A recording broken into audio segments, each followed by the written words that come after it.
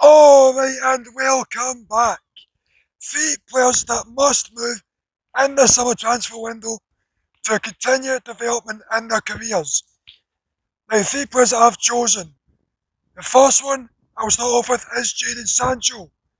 Now, at the current time of recording, it is the 26th, no, it is not, it's the 25th of June of 2021.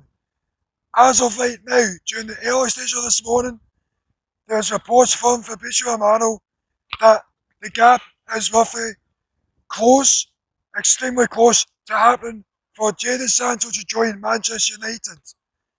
Now, very simple. If Jadon Sancho doesn't move this summer, then that is shocking. I think for him, 47 appearances, 17 goals and 15 assists this season alone.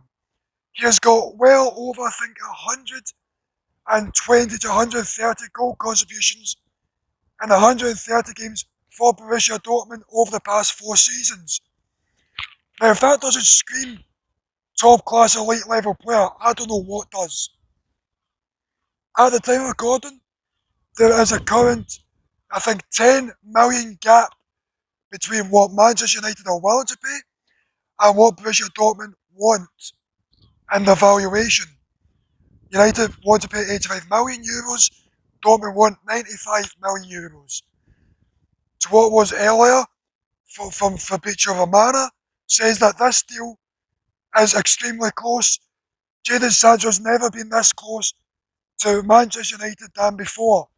So it sounds like this deal will happen very soon.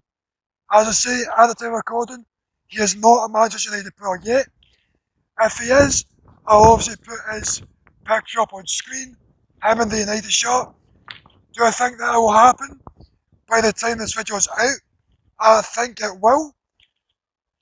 I think it's just waiting for the Euros to finish. I think with, obviously, England are still to play Germany in the round of 16. They play in 3 or 4 days' time, so that's how early it is.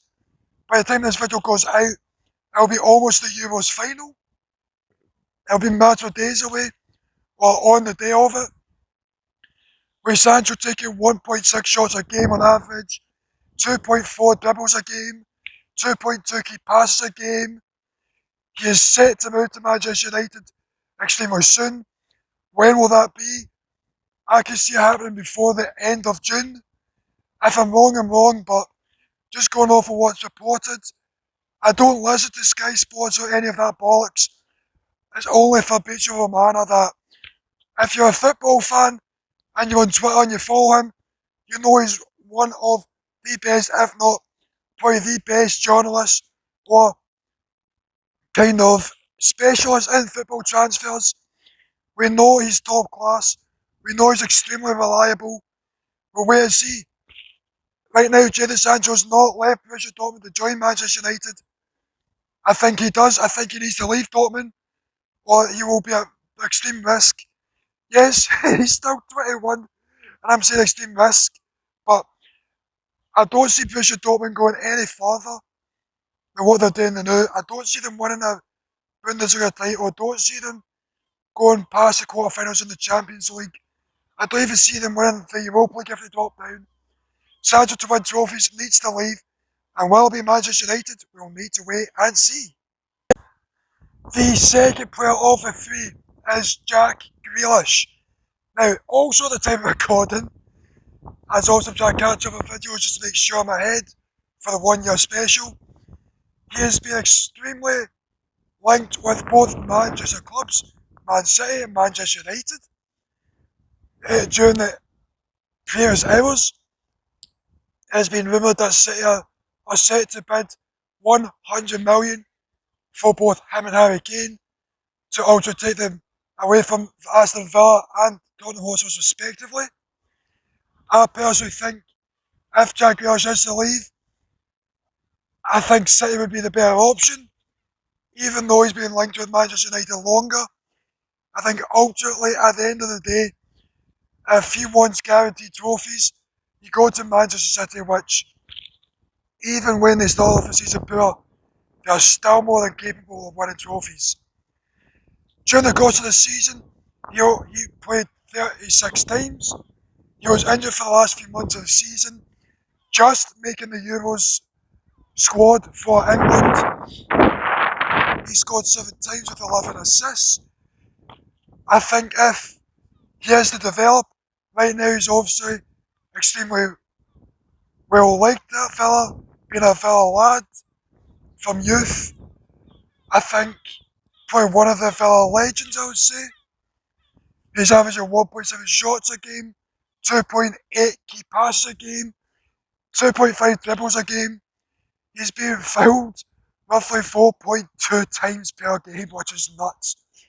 The most fouled player, I think, in Premier League history, not just for a single season, but I think the way that is, it's mental how that happens. I think it is time for Grealish to move on. We're the same with Jadon Sancho.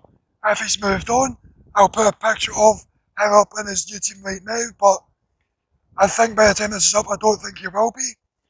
I think this will be one where it will take a while compared to Manchester United and Sancho. There's obviously a willingness from both parties for that to happen.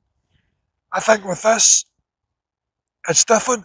City haven't opened up talks yet, or official talks, with Aston Villa for Jack Grealish. Do I think it'll happen? Yes. I think these 3 players move on. Well, I think 2 of these 3 move on this summer. And I think ultimately Jack, even though he's probably an Aston Villa legend, ultimately age 25, I think it is, if he wants to win trophies, it's not at Aston Villa. You move on and you become one of the, probably, goes to City. If he signs with City, if they sign Harry Kane, I could only imagine that team. Grealish on the left, Mahrez on the right, Kane up front, De Bruyne, Gundogan and Rodri behind him. Holy fuck, that'd be a great team to be a part of, definitely. And the final player of the 3 is, for me personally, Kylian Mbappe. Now, yes, it's going to cost a pretty penny for Mbappe to leave PSG this season. He is going into the last year of his current contract at PSG, so it's ultimately going to be down to him. 60 games this season, I think it was 46 goals and 11 assists. He's done everything he has to win it in Paris. Apart from the Champions League, obviously. He's won every domestic competition with PSG. Obviously, that Champions League still eludes him. Obviously, if they win the Champions League, then the Super Cup, but domestically he's won everything possible in France. The way that Mbappe is, he's averaging, I think it's 3.1 shots a game, 3 dribbles per game, 1.2 key passes per game. If Mbappe leaves, it's going to be a matter of clubs that would be able to afford him, his transfer fee and his wages. Yes, if he runs down his contract and ultimately leaves PSG at the end of next season for free, any club could afford him. He probably demand around about 300,000 to even 400,000 pound a week in wages, which, yes, is extortionate, but I think he's 21 or 22 years of age.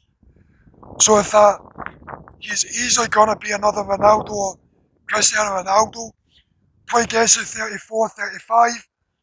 He'll probably even beat Messi and Ronaldo's goals for club level. We'll need to wait and see how he does for international level.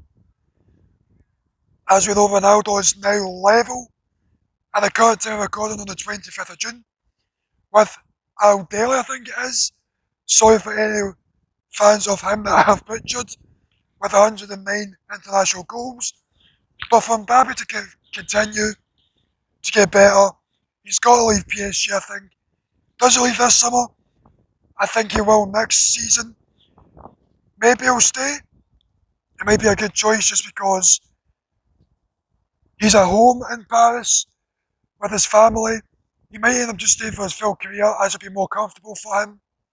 We'll need to wait and see, but if I was Mbappe, move on, sign for another club, win more trophies, do what Cristiano Ronaldo's done, go to another team, new league, new country, keep dominating the sport and keep improving as a player. I think if Mbappe is to stay, I think the way that he'd be convinced to sign a new contract is if PSG are to sign the players that they're reported to sign, with reports of Rafael Varane from Real Madrid, Sergio Ramos from Real Madrid on a free transfer, Donnarumma from AC Milan on a free transfer. The only one that obviously cost any money transfer fee wise is Varane, which would be reports between 50 to 80 million euros, which you get that deal done. With that, you'd have Donnarumma for 15 seasons plus, if he has to stay for the full time. Varane for 5 or 6 years, top level. Ramos for another few years, which that could be enough to convince Kylian Mbappe to stay. I don't think it is though. I think he is going to ultimately move on, but wait and see. But with that, that's the end of the video. If you haven't already, subscribe to the channel, leave a like on the video, turn on post notifications so you never miss another upload. But with that, I'll catch you in the next one, and goodbye.